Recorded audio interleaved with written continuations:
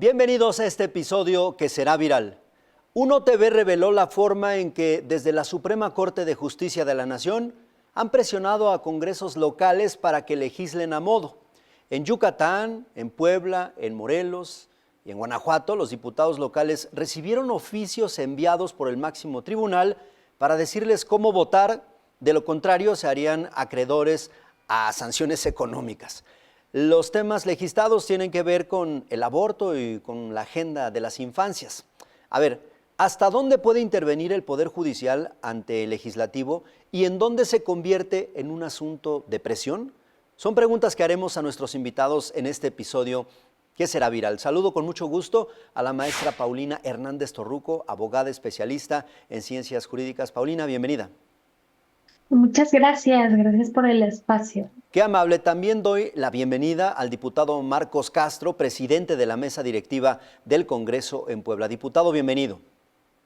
Muchas gracias Juan. Un saludo a la maestra, por supuesto a todo el auditorio y estamos aquí listos. Gracias y bienvenidos los dos. A ver, queremos explicarle a la gente por qué esta preocupación respecto a la manera en que se da esta comunicación y estas sugerencias desde el Poder Judicial hacia los congresos estatales. Paulina, ¿hasta dónde puede intervenir el Poder Judicial al momento de que en un congreso se esté legislando? ¿En dónde puede intervenir? ¿Y en qué momento se rebasa esta línea de convertirlo en una especie de presión? Ok, mira, antes que nada tenemos que tener claro que lo que hace la Constitución primero es distribuir el poder y después las competencias. Primero tenemos que tener claro la diferencia entre la federación y los estados o las entidades federativas, porque tenemos algo que se llama pacto federal, ¿no? Es lo primero que tenemos presente en esta discusión. Y después hay otra distribución entre los poderes ejecutivo, legislativo y judicial, ¿no? Estas competencias no se presumen, se confieren expresamente. Entonces, lo primero que tenemos que tener claro en esta discusión es que al momento de distribuir competencias entre poderes, ni siquiera el legislativo federal, que es en sí el órgano encargado de emitir leyes, la Constitución le confiere facultades totales o expresas. En el artículo 73 le va diciendo, solamente tienes facultad para entrar a estos temas. ¿Por qué? Porque lo demás le corresponde a los estados, porque su opinión es igual de valiosa. Por eso somos un México grande, a diferencia de los micropaíses que vemos más hacia Sudamérica, donde no lograron ponerse de acuerdo en su cosmovisión, ¿no? Entonces, en principio, el único que puede legislar es este poder legislativo, tanto federal como local. El poder judicial simplemente tiene que restringirse a señalar cuando algo está violando esta Constitución federal. Es todo, no puede hacer nada más. Bien, Paulina, muchas gracias por esta primera intervención. Diputado Marcos Castro, a ver, platíquenos un poco, ahora sí, hablando de su experiencia, cómo se dio esto desde el Poder Judicial hacia el Congreso en su estado y en dónde termina también esta línea tan delgadita de la comunicación que tendría que haber entre el Poder Judicial y el propio Congreso y se convierte también en esta presión. Diputado, por favor.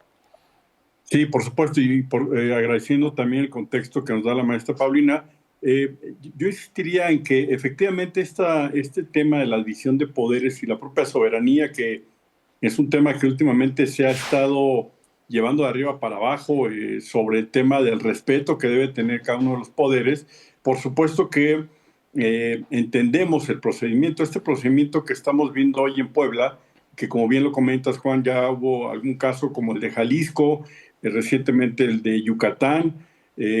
Lo que ha sucedido, y de manera muy simple y llana, es que la propia Corte, en este caso la Corte, nos dice que ya está agotado el procedimiento y que se tiene que legislar. Y hasta ahí no vemos ningún problema. Finalmente es parte del procedimiento en cuanto hay algún procedimiento de amparo en el que se solicita la intervención de la Corte. Eso no tiene mayor problema. Lo que se nos hace muy grave, y ahí es en donde viene precisamente esta discusión, es en el que la Corte nos diga cómo legislar. Y el caso específico de Puebla, parte de lo que ha sucedido, insisto, tratando de ser muy simplista en el procedimiento, es que en el procedimiento civil se ordena que se quite la edad para el tema del cambio de género en niños y niñas. Este es un poco el procedimiento, y lo que nos dice es que se vulnera los derechos humanos al momento de restringir a cierta edad. Y en ese momento es en donde se da la discusión en el Congreso. El tema tiene más de 3 años. El Congreso de Puebla es un tema que ha discutido mucho, que ha venido incluso siendo discutido entre los propios diputados y diputadas, pero el argumento hoy en día es que ya es una instrucción de la Corte y se tiene que acatar, y por lo tanto, si no se lleva a cabo quitarle la edad al procedimiento, entonces estaremos entrando en desacato. Esa es la parte que, insisto, es el tema de fondo, porque nosotros atendemos, y por supuesto que lo atendemos y tenemos que acatar la instrucción de la Corte, pero no nos puede decir en qué sentido votar, porque parte de la discusión que hemos encontrado aquí en el estado de Puebla, y ha habido información en muchos sentidos, es que la mayoría de edad no se tiene que mover, porque es muy complicado en un razonamiento como este que algún menor pudiera tener claridad del género a los 3 años, por ejemplo. Claro. ¿No? Y de ahí ha venido varios argumentos, y con esto termino parte de lo que ha estado sucediendo, sobre algunos casos que nos han buscado. En el caso específico de los diputados, como un servidor, hemos recibido más o menos ya 24,000 firmas en donde la gente no está de acuerdo, en el caso de los ciudadanos de Puebla, ciudadanas, y nos han manifestado que no hagamos este cambio en el procedimiento civil. Y por lo tanto, también obviamente hay posturas en donde dicen que no podemos desacatar a la Corte. Me parece que ese es el tema de reflexión y de discusión de fondo. No es un tema de desacato, más bien la Corte tendría que revisar cuál es la indicación, la instrucción que está dando, y respetar, por supuesto, el procedimiento y la discusión de cada Congreso. Y de hecho hemos visto a los colectivos muy activos, diputado, con esta consigna: la Corte no legisla, y fueron y lo proyectaron en el máximo tribunal, ahí en la fachada, con esta protesta. Y precisamente esto me lleva a preguntarte, Paulina, el que les estén diciendo cómo votar desde la Suprema Corte a los congresos, ¿vulnera la autonomía tal cual del Poder Legislativo? Claro, totalmente, porque si bien en estas sentencias que emiten, ellos dan fundamentos constitucionales, por ejemplo, el 105, dicen, podemos modular los efectos de las sentencias, pero ¿efectos sobre qué? O sea, porque ellos no tienen esta competencia de legislar. Cuando se habla de modular los efectos de las sentencias es dar un plazo, por ejemplo, pero no entrar tan a fondo como ya se lo están exigiendo al Congreso de Puebla. Ahorita, aprovechando que estamos en esta temporada de mundial, ¿no? Me gusta poner este ejemplo. Imaginemos el árbitro. Él puede marcar una falta, incluso puede llegar a suspender, ¿no? En algunos momentos el partido, pero lo que no puede es decirle a un director técnico qué alineación poner, ¿no? Qué cambios realizar o cuál debe ser la estrategia del juego, porque ya estaría invadiendo sus facultades. Así como tampoco puede de repente dejar de marcar faltas para querer llegar y anotar goles. O sea, si no tenemos claro qué tiene que hacer cada quien, no hay juego. Y en este caso se traduce en no tenemos un Estado de Derecho. Y antes de entrar a esta discusión, ¿no?, sobre infancias trans o aborto, porque lo quieren disfrazar como una disyuntiva entre libertad de los estados y sus congresos versus derechos humanos. Es falso, porque lo primero que tenemos que ver es este respeto a lo que ya tenemos pactado en la Constitución, porque es algo necesario y anterior para que después podamos entrar a la plática de los derechos humanos. Que de paso, nada más quiero decir que la Corte, para emitir estos lineamientos, hace referencia a una opinión consultiva, ¿no?, de la Convención Americana, pero ojo, esta opinión consultiva te dice, ok, más o menos cuáles son las bases, pero lo que nunca te puede señalar es quién tiene las facultades. Entonces creo que ahí la Corte está cayendo en un error de categoría, porque el que tengamos una opinión consultiva no modifica en lo absoluto cómo está configurado nuestro pacto federal. Bien, Paulina, y además tocabas un tema muy interesante, ya iba para allá.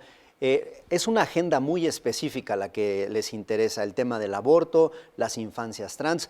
Pudiera ser cualquier tema, pero eso también llama la atención, que la agenda está muy definida en donde sí le han puesto la lupa y el interés. Y la pregunta en este sentido, diputado, es, a ver, nos hicieron votar por un nuevo poder judicial con todo lo que ya conocemos, nos prometieron el cambio total y demás, pero estamos viendo ahora cómo opera el poder judicial. ¿Esto es inédito? ¿Hay registro de algo así, diputado, de estar machacándole ahí para decirles tienen que hacerle así y así, así? Si no, ahí les ve el oficio con la amenaza de una sanción económica y demás. De hecho, igual pudiera ser un tema que Paulina nos pudiera ilustrar mucho en el sentido si hay algún precedente. En lo particular considero que no lo hay en términos de, no solamente de algún criterio jurídico que pueda emitir la Corte, sino el tema va más allá. Incluso yo sumaría a lo que acabas de comentar, Juan, este activismo político en el que se ha entrado por parte de la Corte y que además, efectivamente, como bien lo comenta la maestra Paulina, el tema de poner este falso dilema de ir en contra de derechos humanos y de poder legislar, me parece que es un tema que no lo están considerando de manera clara. Hay incluso algunas posturas de algunos diputados y diputadas aquí en Puebla que dicen tenemos que acatarnos a lo que la Corte dice porque finalmente es el máximo tribunal y el que nos tiene que decir cuál es la última opinión.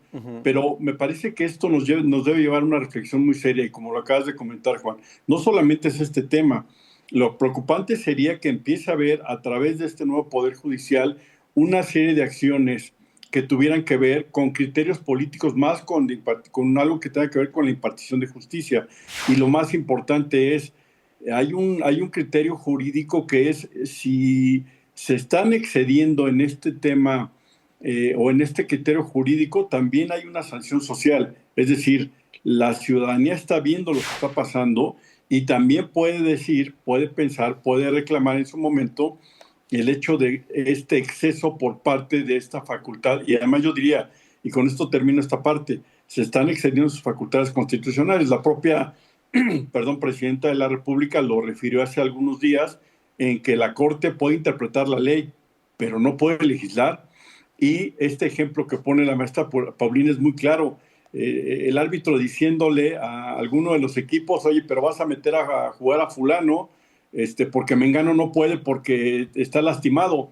Es algo que lo particular me parece que es una reflexión muy seria en donde no solamente en este caso los congresos, los expertos en el tema jurídico, sino la ciudadanía tendríamos que involucrarnos más para que no vaya a pasar un exceso mayor de lo que estamos viendo ahora. Sí, totalmente. Muchas gracias, diputado Castro. A ver, Paulina, justo lo que nos hacía referencia el diputado, ¿hay algún antecedente de un caso similar? Y yo agregaría, ¿cuáles serían las consecuencias que podría dejar esto en la relación entre el legislativo y el judicial, Paulina? Claro, mira, es algo inédito el que estén ya individualizando multas, porque creo que aquí, independientemente de si creemos que hay alguna agenda política o no, o ideológica más bien, lo importante es no podemos interpretar la Constitución de manera aislada. Y lo que actualmente se está haciendo desde la Suprema Corte es decir, oye, es que fíjate que el 107 de la Constitución dice que yo puedo poner multas para que se hagan efectivas mis sentencias. Yo no digo que exista, ni que exista el 192, pero si entramos a leerlos, no es lo único que se menciona, ¿no? Y dice a qué tipo de autoridad, y claramente no hay un antecedente porque esos artículos no fueron diseñados para todas las autoridades. Por ejemplo, si leemos más adelante con atención, dice que incluso se puede remover a quien es el titular, ¿no? A la autoridad, pero a quien lo ejerce en sí. Lo entiendo cuando hablamos de un presidente municipal o de un juez que sus decisiones se agotan en un acto. Pero aquí el diputado nos lo puede decir, en un congreso local no hay una sola persona que ostente la titularidad. Su función y su naturaleza precisamente es que es conjunta, ¿no? Y esto de que haya una multa recayendo sobre ellos realmente anula lo que debería suceder, que es un debate libre, porque aquí no estamos entrando a lo que es correcto o no respecto al tema de infancias trans. Eso es algo que decide la población al momento de ejercer su voto en los representantes, ¿no? De este poder local, que son los que tienen que entrar a esta discusión a deliberar. Y realmente podemos tener una discusión libre si ya cada quien tiene este miedo de, dependiendo de lo que yo voté, voy a tener Claro. una sanción. A ver, No. Paulina, hemos visto cualquier cantidad de errores y de cosas que nos sorprenden de las y los nuevos ministros. ¿Esto será un asunto de ignorancia, tal cual? Mira, yo creo que me gustaría llamarlo un error de categoría constitucional, ¿no? Porque a veces se nos olvida que tenemos que interpretarlo todo. Uno no puede abrir ni la Constitución, ni un libro religioso, ni una novela y simplemente leer un fragmento. Ujú. Y ¿sabes qué? Yo creo que aquí también se nos olvida que tan importante es el resultado al que queremos llegar, porque una autoridad puede tener las mejores intenciones y creer firmemente que el contenido es válido y es bueno. Pero el cómo llegamos a eso es igual de importante, porque si nosotros dejamos este precedente en el cual se puede multar a los congresos, simplemente porque yo creo que es lo correcto y evitar esta deliberación, ¿qué pasa el día de mañana que cambien los titulares que están ahorita los ministros, Ujú. ¿no? Y que traigan otras ideas. Nos debe preocupar a todos independientemente de la postura que tengamos, si estamos a favor o en contra de las infancias trans. Claro. Porque aquí lo que estamos haciendo es dejarle al libre albedrío de 9 personas entrar a configurar la libertad y las cosmovisiones de las entidades, o sea, que Claro. son millones de personas y realidades que ellos no viven, que no conocen y que, insisto, por eso se creó el Pacto Federal, donde decimos, tan importante es lo que se piensa en Nuevo León, como en Ujú. Tabasco, como en Yucatán, como en Puebla, Bien. ¿no? Bien, Paulina, gracias por esta intervención. Diputado, a ver si esto no es muy técnico lo que le voy a preguntar. ¿En dónde termina el cumplir una sentencia ordenada por la Corte y en dónde inicia, tal cual, la autonomía del Congreso y que esto no se convierta en una especie de activismo judicial? De hecho, parte de la discusión que tenemos hoy en el Congreso por diferentes diputados y diputadas es en el sentido de, como lo comentaba, hay quien dice que debemos acatar la instrucción de la Corte. Ujú. Y lo que un servidor ha estado insistiendo es que debemos cumplir con el procedimiento. Voy a hacer un paréntesis aquí que me parece que es importante y que puede poner también en contexto. Hoy en día, su servidor es presidente de la mesa directiva. Si yo no estoy de acuerdo con esta definición, como bien lo acaba de comentar la maestra Paulina, respecto de estar o no de acuerdo con el tema de infancias trans, mi obligación es cumplir el procedimiento. Tengo que vigilar que se notifique, que se encauce de manera transparente y de manera formal en tiempo y forma. Y, por supuesto, también un servidor es coordinador del grupo legislativo del PAN. Nosotros, desde el año pasado, de hecho, al inicio de la legislatura, cuando se mencionaba ya el tema de poder entrar a la discusión de infancias trans, Ujú. nosotros manifestábamos que estábamos en contra desde el principio. Todo el grupo legislativo lo dijo y nos hemos mantenido en esa ruta, cuidando, por supuesto, la primera parte, que es la que refiero ahora respecto a ser presidente de la mesa. Y tercero, que aquí es en donde viene justamente esta parte de la discusión o lo que nos acabas de preguntar. ¿Cuál es el tema? Tenemos que entrar a la discusión. La Corte nos dijo, de hecho tuvimos ya una visita de algunos secretarios de la Corte para lo que ellos llaman socializar esta definición o esta sentencia, y parte de lo que nosotros decíamos es, podemos llevar a cabo el procedimiento, cumplirlo, discutirlo, ya sea en la comisión, que es la responsable del tema, o en el pleno del Congreso. Pero si votamos en contra, no tendríamos que estar pensando en una sanción, Claro. simplemente en cumplir el procedimiento establecido. Y aquí la parte en donde vemos un tema de activismo es cuando se nos dice que debemos legislar en el sentido de poder quitar el tema de la edad. Y por eso es que hemos insistido en que una cosa es cumplir el procedimiento y otra cosa es la libertad personal que tiene cada diputado de poder manifestar esta definición, esta visión, lo que debe ser con base en su voto que emita, ya sea en la comisión o en el pleno, ya llevado a cabo un dictamen para poderse votar por todas las y los diputados. Y ahí es en donde está el clic. es en donde lo que notamos es este activismo, esta visión, y lo grave del asunto, y voy a retomar lo comentado hace un momento, sería muy grave que la interpretación de la ley, de la Constitución, dependiera del estado de ánimo en el que amanezco o de la presión política que hubiera. Y ahí es en donde, por lo menos así hemos sido educados la mayoría de los mexicanos después de las revoluciones, tener una ley que nos pueda proteger, amparar, que pueda cuidar los bienes, las personas, todo Claro. lo que tiene que ver con los seres humanos en función de una objetividad que lo marca la ley.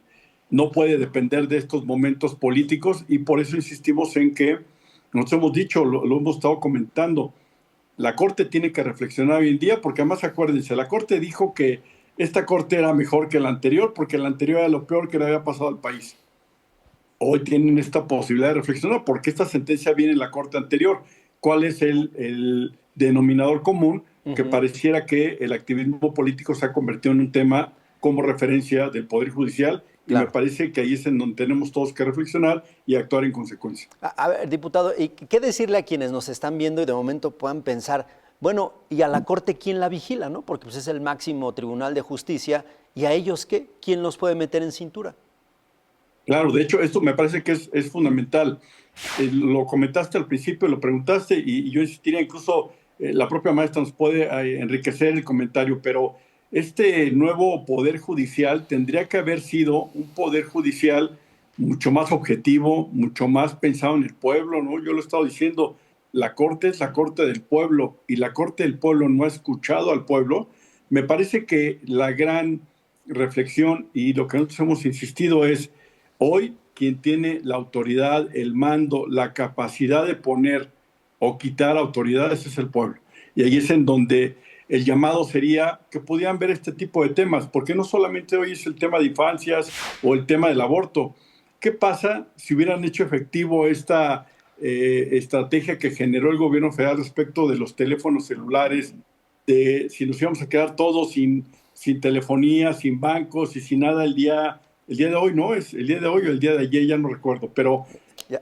este tipo de cosas son los que yo insistiría que no se pueden tomar decisiones para el pueblo, por encima del pueblo, y que las consecuencias las pague el pueblo. Me parece que eso es fundamental, y el Bien. llamado sería para que pudieran reflexionar y también manifestar lo que a su derecho convenga, como está establecido, y decirle a cualquiera de las autoridades, esto no estoy de acuerdo y tienes que mejorarlo, tienes que corregirlo, y por eso creo que hoy la Corte quien tiene que escuchar y escuchar de manera seria y Claro. profunda.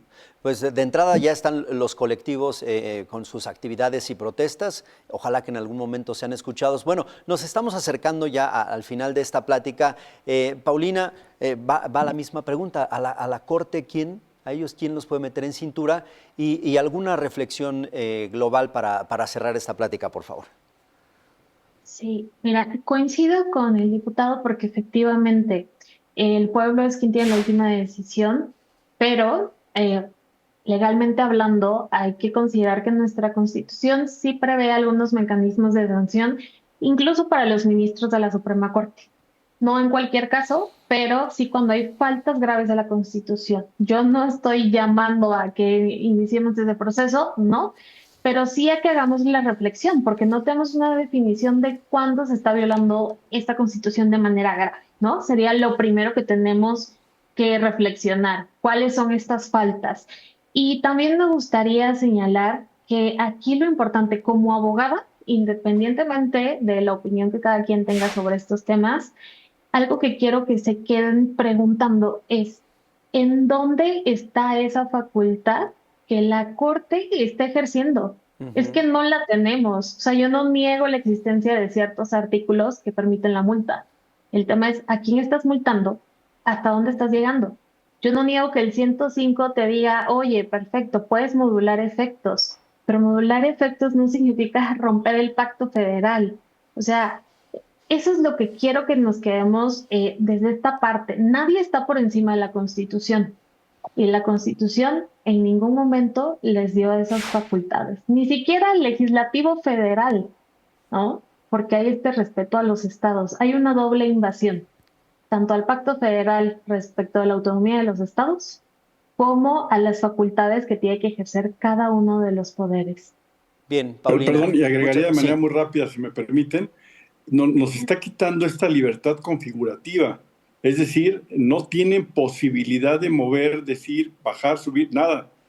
No tienen libertad configurativa y esa es la parte que enriquece un poco lo que dice la maestra. Resulta que entonces esta facultad de pensar, decir, proponer, ya no está por una decisión que también pareciera que no está fundamentada. Totalmente, diputado. Y en este caso usted nos puede hablar hasta en primera persona, porque si no vota como tal, viene la sanción. Y no solo eso, más allá de la sanción económica, lo que esto representa, ¿no? Lo que podría traer como riesgos, como consecuencias, como antecedentes y demás. Bueno, pues yo les agradezco a ambos esta plática muy enriquecedora. Antes de irnos, de manera muy breve, muy concreta, Paulina, ¿cómo definirías lo que estamos viviendo, esta presión, esta situación que se está dando entre ambos poderes, pero en una sola palabra, por favor, en una palabra? Abuso. Abuso. Tal cual. Muy bien. Diputado, en una palabra, ¿cómo lo definirías también? Como un exceso. Uf. Abuso excesivo. Por ahí podríamos encontrar el titular para nuestro programa, para nuestro episodio de Será Viral. Yo les agradezco a ambos, muchísimas gracias. Llegamos al final. Gracias a la maestra Paulina Hernández Torruco, abogada especialista en ciencias jurídicas. Gracias, Paulina. Gracias, Juan. Y también quiero agradecer al diputado Marcos Castro, presidente de la mesa directiva del Congreso de Puebla. Fue de los diputados que recibieron estos oficios, estas peticiones diciéndoles cómo votar. Gracias, diputado. Al contrario, muchas gracias a ti, al equipo y por supuesto a la maestra. Gracias, les mando un abrazo a ambos y les agradezco a ustedes que hayan llegado hasta el final de este episodio que sin duda será viral. ¿Qué piensan de la manera en que se está dando esta presión desde la Corte hacia los congresos locales? Además, con una agenda muy marcada, el tema del aborto, las infancias trans.